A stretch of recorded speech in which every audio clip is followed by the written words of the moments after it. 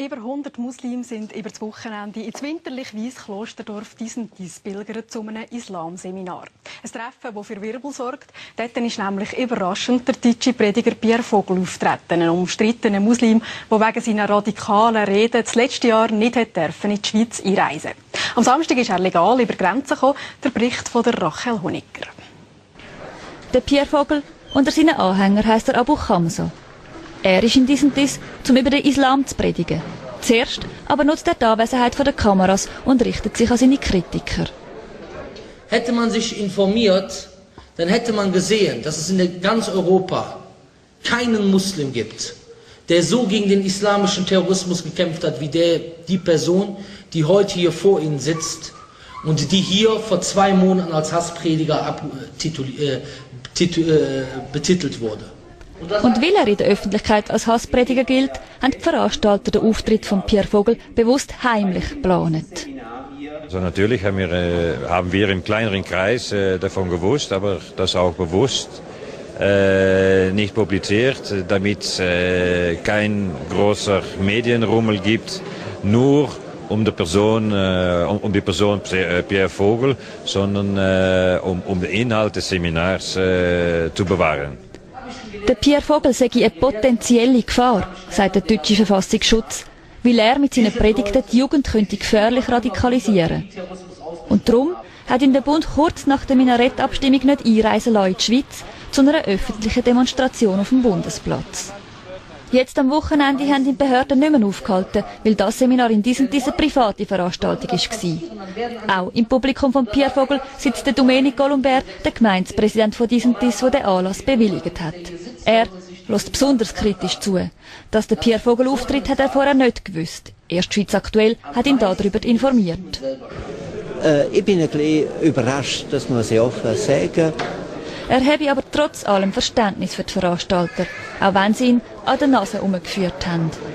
Grundsätzlich muss man sagen, der Referent ist nach meinen Informationen kein Strafverfahren und auch für so Menschen besteht die Möglichkeit, sich zu äußern und man darf nicht vorverurteilen. Und der Pierre Vogel, der betont nochmal, er sei nicht der Böse, sondern das Opfer von den Behörden und von den Medien. Unsere Lehre ist ganz sicherlich nicht gewaltorientiert. Und wenn die Medien in der Schweiz sich die Mühe gemacht hätten, damals im Dezember, das rauszufinden, ja, dann hätten sie das auch rausgefunden. Ich lasse mich gerne überraschen. Ich bin mal gespannt, was heute in den Medien berichtet wird. Eins ist Fakt. Das, was über mich erzählt wurde, ist eine Frechheit. Das sind deutliche Worte von Pierre Vogel und das wollen wir jetzt ein bisschen einordnen. Bei mir im Studio ist der Marius Rohrer. Er ist Islamwissenschaftler an der Uni Bern. Er doktoriert über Kommunikation über den Islam in der Schweiz. Genau. Die Einladung von Pierre Vogel, das ist ja für einige Leute in der Schweiz eine Provokation. Warum wird so eine umstrittene Figur eingeladen? Das ist sie, genau. Und vielleicht auch genau darum.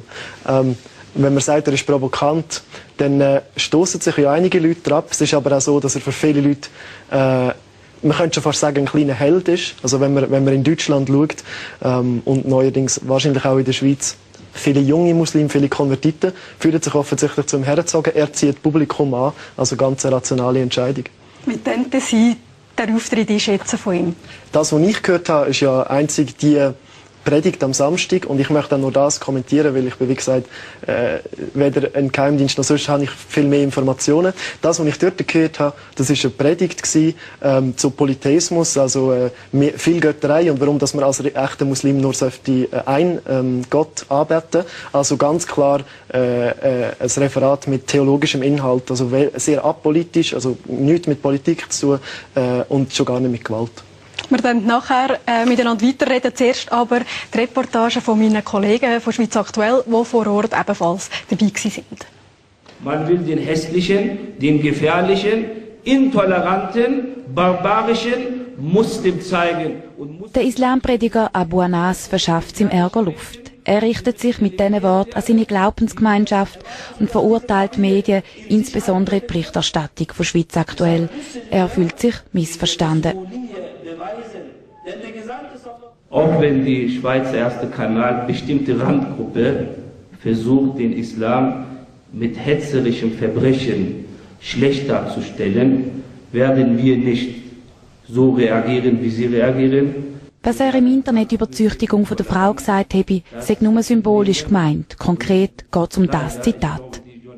Allah Azza wa Jalla, wenn er sagt, ihr sollt eure Frauen schlagen, wenn sie nicht gehorchen.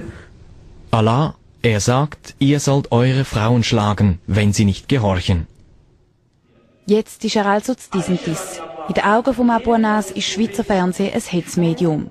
In seinen Vorträgen vom Wochenende erzählt er vom Zusammenleben der Gemeinschaft, von Respekt und betont auch, wie wichtig die Familie ist. Von Gewalt, insbesondere an Frauen, distanziert er sich. Wir sagen, die Frau im Islam ist wie eine Königin. Das heißt, hat sehr viele Rechte, nur leider wird diese Rechte heute von vielen muslimischen Frauen nicht angewendet und ist halt verloren gegangen, weil halt die Muslime unwissend sind in dieser Sache. Aber wir sagen, die Frau im Islam, unter ihren Füßen ist das Paradies.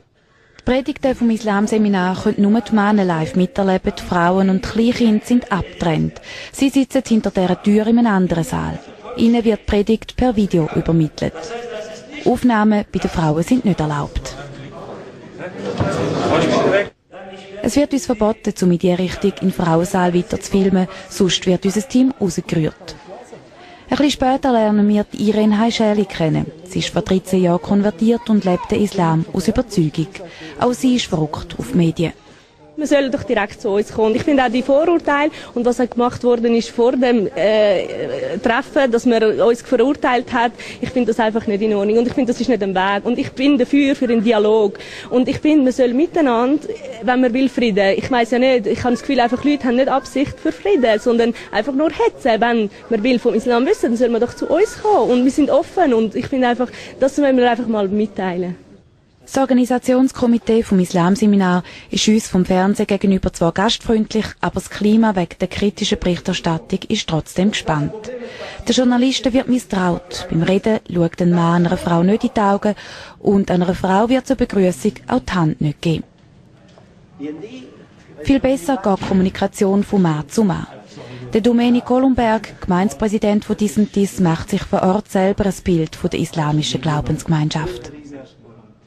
Ich habe gestern Abend lang mit allen Verantwortlichen sehr konstruktives, kritisches Gespräch geführt und ich bin positiv überrascht, dass das durchaus vertretbare Lehre aus der Sicht selbstverständlich vom Islam und die internen Divergenzen zwischen konservativ und liberal, das hat man in jeder Religion und in jeder Partei und das ist nicht meine Sache, dort einzumischen.